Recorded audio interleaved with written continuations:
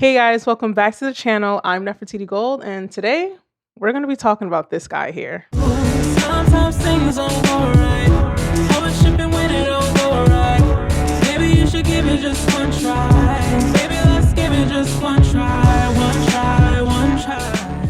Like I said, we're going to be talking about the coveted legendary OP-1 because I finally have been able to get my hands on one after being mesmerized by this thing for a few years now. Now, this video isn't going to be anything of like a typical review or even a how-to tutorial. There's plenty of videos that already exist on those topics. But instead, this video is definitely going to be more so of an honest opinion from a first-time user but a long-time admirer. Now, if you already have an OP-1, this video is not for you. This video is for the person that has always wanted the OP-1 but just hasn't pulled the trigger on it just yet for whatever reason. Now that that's out the way, let's talk about it. Now, what is the OP-1?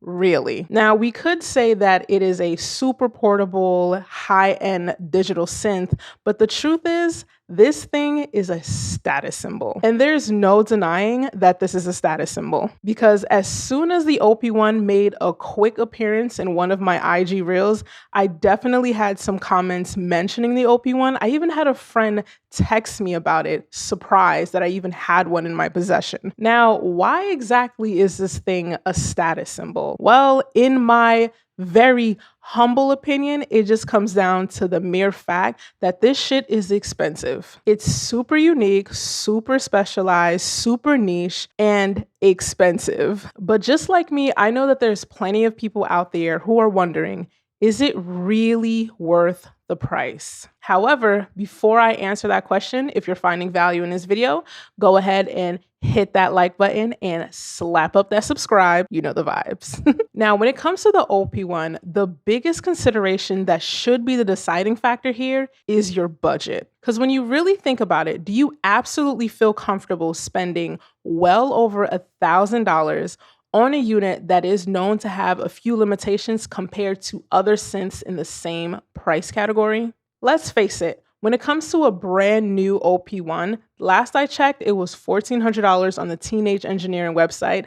And let's be real, there are plenty of other pieces of gear that do way more than the OP-1 and a lot more compatibility with connecting to other devices. However, there is an option to buy a used OP-1, and last I checked on Reverb, the cheapest one I could find was $750. So with that in mind, what exactly made me pull the trigger on this thing? Well, I'll be really honest, I didn't. I'm lucky enough that I have a really good friend of mine that trusts me and actually let me borrow his OP-1 so I could have some hands-on experience with this thing. And honestly, I really wish there was the ability to test out new equipment before you actually buy it. It's really hard to go into a Guitar Center or Sam Ash and think that you're going to see a lot of these synths that you see online in store for you to kind of get some hands-on experience. And depending on where you live, even getting access to a Guitar Center or Sam Ash is already difficult in itself. So a lot of the times when it comes to new gear and new equipment, we're really relying on a lot of YouTube videos and a lot of reviews to help us in our decision making. So push come to shove, after having some time to spend with the OP-1 and getting to know it and just kind of messing around, I'm kind of happy I never actually bought it.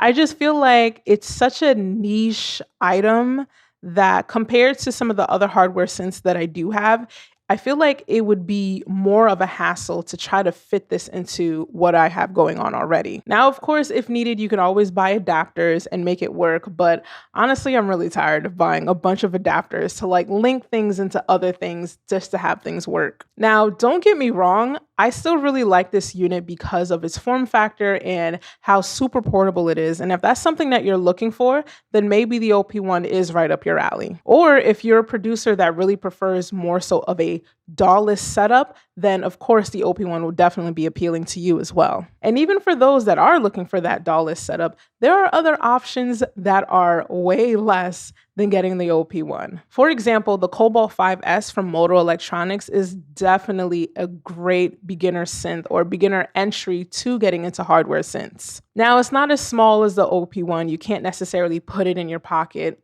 However, don't put the OP-1 in your pocket. But let's be real, it is just as portable. It's not super clunky, it's not crazy heavy. It can fit into a backpack, kinda sorta. I would recommend that you get a case for it, of course, and even for the OP-1 as well, get a case for it. But it's still just as portable. And it also gives you better compatibility if you need to plug it into other hardware synths as well. It has line-in cables, it has MIDI in and out, and MIDI USB. It can be powered by either a DC outlet, or it can also be powered by the USB cable. And it's also a little bit less than half the price brand new. And quite frankly, as much as I love the feel of this thing and the clickiness of it, I'm really not used to the keyboard. Now, I won't say that I'm a virtuoso when it comes to the piano, but I am able to play a few chords. And getting used to playing chords on the OP-1 is a little bit weird for me because it's kind of like a keyboard setup. But then again, it's not really meant to be a piano per se. So in 2022 and moving forward,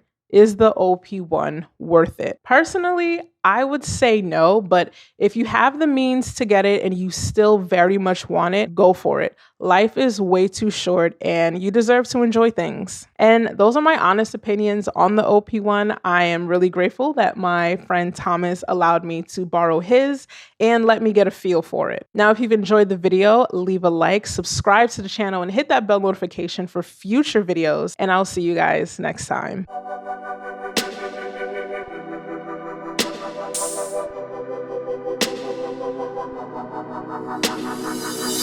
Thank you.